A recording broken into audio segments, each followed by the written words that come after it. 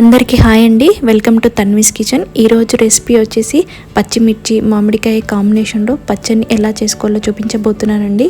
మనకు సమ్మర్లోనే కదండి మామిడికాయలు ఎక్కువగా దొరుకుతూ ఉంటాయి. అందుకనే ఈ సమ్మర్లో మామిడికాయలతో డిఫరెంట్గా రెసిపీస్ని ట్రై చేస్తూ ఉంటానండి. అలా డిఫరెంట్గా ట్రై చేసిన రెసిపీ అండి ఈ పచ్చిమిర్చి మామిడికాయ పచ్చడి. టేస్ట్ మాత్రం చాలా అంటే చాలా బాగుంటుందండి. మనకు పక్కన ఎన్ని కర్రీలున్నా అన్నం మొత్తం ఈ పచ్చడితోనే తినేస్తామండి. అంత రుచిగా ఉంటుందండి ఈ పచ్చడి. సో ఇంకెందుకు లేట్, ఈ పచ్చడిని ఎలా చేసుకోవాలో చూసేద్దామా. ముందుగా స్టవ్ వెలిగించి స్టవ్ మీద ఒక ప్యాన్ పెట్టుకొని అందులో 1 టీ స్పూన్ జీలకర్రను, 1 టీ స్పూన్ మెంతులు, 1 టీ స్పూన్ ఆవాలను వేసుకోవాలండి. వీటన్నిటిని ఎక్కడ మాడకుండా కలుపుకుంటూ మంచిగా ఫ్రై చేసుకోవాలండి. చూడండి, ఇక్కడ మెంతులు, ఆవాలు, జీలకర్ర కొద్దిగా ఫ్రై అయ్యాయి కదా. ఇప్పుడు ఇందులో 1 టీ స్పూన్ ధనియాలను కూడా యాడ్ చేసి ధనియాలను కూడా మాడకుండా చక్కగా ఫ్రై చేసుకోవాలండి. వీటన్నిటిని ఫ్రై చేసుకొని పౌడర్లా చేసుకోవాలండి. ఈ పచ్చడిలో ఎక్కువ టేస్ట్ని ఇచ్చేది ఈ పౌడరేనండి. అందుకని వీటిని ఎక్కడ మాడకుండా చక్కగా ఫ్రై చేసుకొని పౌడర్లా చేసుకోవాలండి. చూడండి, మనం వేసుకున్న ఇంగ్రీడియంట్స్ అన్నీ ఎక్కడ మాడకుండా చక్కగా ఫ్రై అయిపోయాయి కదా. స్మెల్ కూడా చాలా బాగా వస్తుందండి. ఈ మాత్రం వేస్తే సరిపోతుందండి. ఇప్పుడు స్టవ్ ఆఫ్ చేసుకొని వీటిని పూర్తిగా చల్లారనిద్దామండి. ఈలోపు మనం మ్యాంగోని కట్ చేసుకుందామండి. మామిడికాయని తీసుకొని ఇలా ఒకసారి వాష్ చేసుకొని పైన ఉన్న చెక్క అంతా తీసేసుకోవాలండి. నేను తీసుకున్న జీలకర్ర, ఆవాలు, మెంతుల క్వాంటిటీకి ఒక మామిడికాయ సరిపోతుందండి. ఇప్పుడు పైనంతా చెక్కు తీసేసాం కదా. ఇప్పుడు ఈ మామిడికాయని చిన్న చిన్న ముక్కలుగా కట్ చేసుకోవాలండి. మీరు కావాలనుకుంటే ఈ మామిడికాయని చెక్కు తీయకుండా పొట్టుతో సహా అయినా ఈ పచ్చడిని చేసుకోవచ్చండి. అయినా రుచిగానే ఉంటుంది. నేను ఇక్కడ పొట్టు తీసేసి ఇలా చిన్న చిన్న ముక్కలుగా కట్ చేసుకుంటున్నానండి.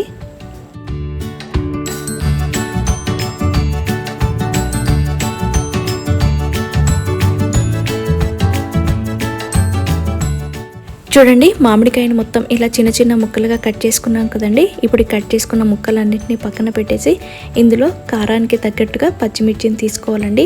మనకు మామిడికాయ ఎలాగో పుల్లగా ఉంటుంది కాబట్టి పచ్చిమిర్చి కూడా ఎక్కువే పడతాయండి. ఇలా పచ్చిమిర్చిని తీసుకొని 2 ముక్కలుగా కట్ చేసి తీసుకోవాలండి. ఈలోపు మనకు ముందుగా ఫ్రై చేసి పెట్టుకున్న ఇంగ్రీడియంట్స్ అన్నీ చల్లారి ఉంటాయి కదండి. వాటన్నిటిని ఒక మిక్సీ జార్లోకి తీసుకొని మిక్సీ జార్ మూత పెట్టేసి ఫైన్ పౌడర్లా చేసుకోవాలండి. చూడండి, ఈ విధంగా పౌడర్లా చేసుకున్నాం కదా. ఇప్పుడు ఈ పౌడర్ని ఒక గిన్నెలోకి వేసేసుకుందామండి.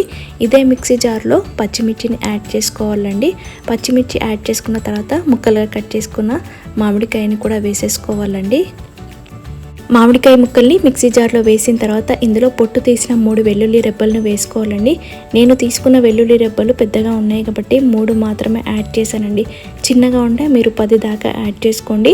ఇప్పుడు మిక్సీ జార్ మూత పెట్టేసి ఫైన్ పేస్ట్లా కాకుండా కాస్త కోర్స్గా ఉండేటట్టే ఈ ముక్కల్ని మిక్సీ పట్టుకోవాలండి.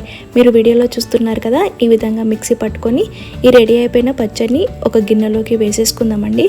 ఇలా పచ్చడిని మొత్తం గిన్నెలోకి వేసుకున్న తర్వాత ఇందులో మనం ముందుగా మిక్సీ పట్టి పెట్టుకున్న పౌడర్ని యాడ్ చేసుకోవాలండి. అలాగే చిటికెడు పసుపును కూడా యాడ్ చేసుకోవాలి. అలాగే రుచికి సరిపడా ఉప్పును కూడా యాడ్ చేసుకోవాలండి. వీటితో పాటు 1 టీ స్పూన్ కారాన్ని కూడా యాడ్ చేస్తున్నానండి. మనం ముందుగా పచ్చిమిర్చిని కూడా యాడ్ చేసాం కదండి. సో మీరు కారాన్ని చూసి యాడ్ చేసుకోండి. నేను ఇక్కడ కారం చాలా తక్కువనే వేశాను, ఎందుకంటే చూడడానికి బాగుంటుందని కొద్దిగా కారాన్ని యాడ్ చేశానండి. ఇప్పుడు ఈ ఇంగ్రీడియంట్స్ అన్నీ పచ్చడిలో బాగా కలిసిపోయేటట్టు అంతా మంచిగా మిక్స్ చేసుకోవాలండి.